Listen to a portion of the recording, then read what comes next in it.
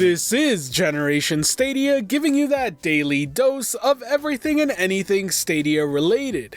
And today we have some news to cover. Not only did Stadia officially launch their app on the Play Store, but Google may have some competition with Valve. Now before we dive deep into those two news stories, let's quickly gloss over some changes coming to YouTube live streaming. So in a recent tweet by Ryan Wyatt, we got some updates on the discoverability of live gaming on YouTube. If you're on desktop and click on the gaming category, you'll notice that there are game pages as well as live stream gaming on the top shelf. Likewise, if you're on mobile, you're gonna have to go to the trending tab, click gaming, and then press start. Now if you're wondering why I'm covering this on the channel, simply put, that Stadia and streaming go hand in hand. Features like crowdplay really promote you to live stream your gameplay onto YouTube, and I expect a huge influx of streamers to start rolling in. And I'm sure YouTube is fully aware of this because they've been updating their live streaming platform quite a bit in the past few months. It's good to see them taking this initiative simply because YouTube live streaming has always faced the problem of discoverability, especially when compared to the competitors Twitch and Mixer. I'm hopeful this will make it just slightly better, but we'll have to see how it plays out in the long run. Either way, I can't wait to start streaming myself and use crowdplay to play with you all. So while recording this, another piece of news recently came in, and that's that the official Stadia subreddit will be hosting an AMA Wednesday, November 13th at 10 AM.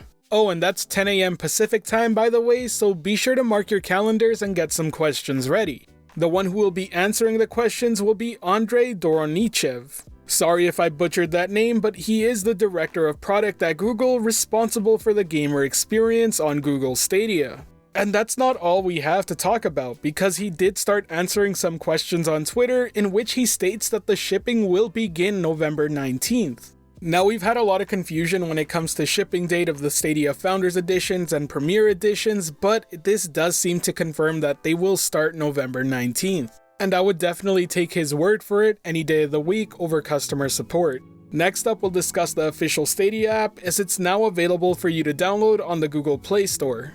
As of right now, there's not too much you can do with the app, as it does require a code for you to input to activate your account, but thanks to a user over on the Stadia subreddit, we do have a few more details to take a look at as they went inside the app to explore all the files within.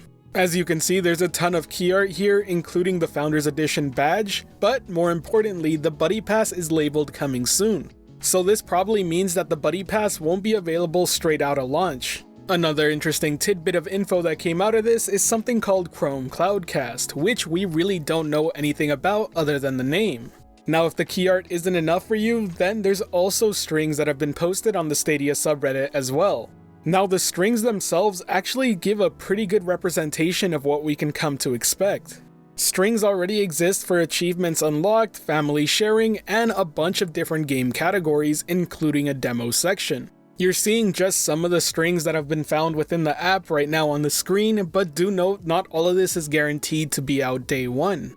In fact, they've already told us that family sharing and achievements will come later down the road, but this does confirm that they've already started working on them.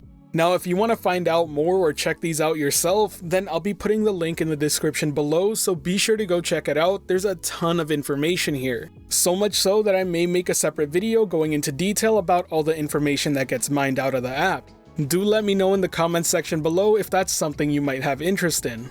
Now the last bit of news coming for today's video doesn't actually have to do with Google directly. In fact, it has to do with Valve and Steam.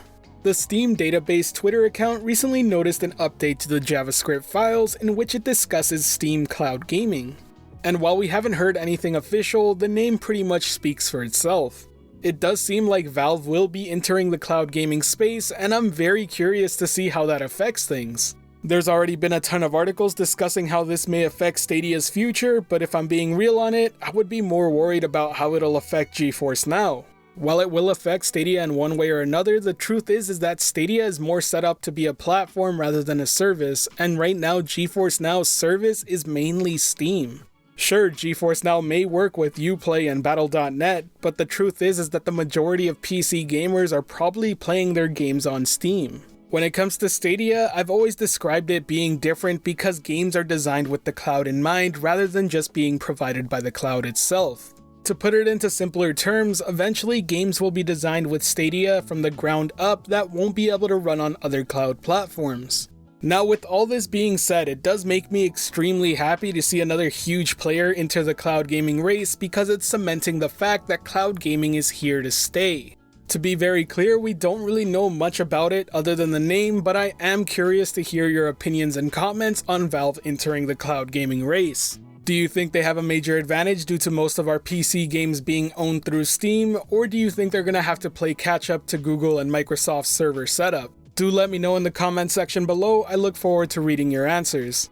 Anyways, that wraps up today's video. If you enjoy the content or find it helpful at all, be sure to hit that like button as it really does help the channel out, and if you're wanting more content like this, be sure to subscribe and hit that notification bell as well. Now for today's end of video message, I just want to clarify why I've decided to upload today despite saying I wouldn't yesterday.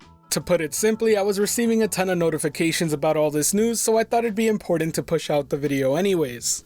Now with all this said, this comes at the cost of not having the review video done for tomorrow, so don't expect an upload tomorrow. In fact, probably expect it come Monday. Now, those of you who follow the channel know that I'm trying to avoid uploading on weekends. With that said, if big news drops, do expect a video this weekend in particular. Thanks for watching this video. Anyways, this has been Generation Stadia, giving you that daily dose of everything and anything Stadia related. The Gen S community is over 2,200 strong and growing by the day, and until next time, I'll catch you in the clouds.